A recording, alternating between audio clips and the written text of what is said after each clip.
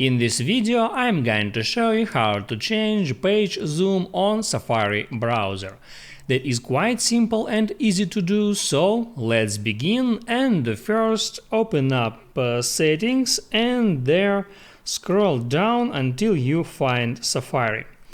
Here you can scroll down until you find page zoom, and there now you see that page zoom is set to 100%. It's a default setting. You can open up Safari browser to see how it looks like. That's 100%, and now you can go back here and change zoom to 150%.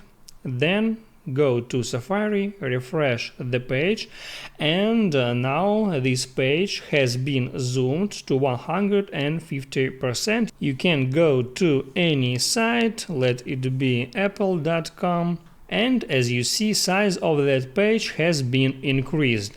So you can go back to settings and change the size to any size that you want. Let it be 50%. And let's see how the site will look like now. And as you can see, the page zoom has been changed to 50%. That's how it works. If this video helped you out, don't forget to like and subscribe.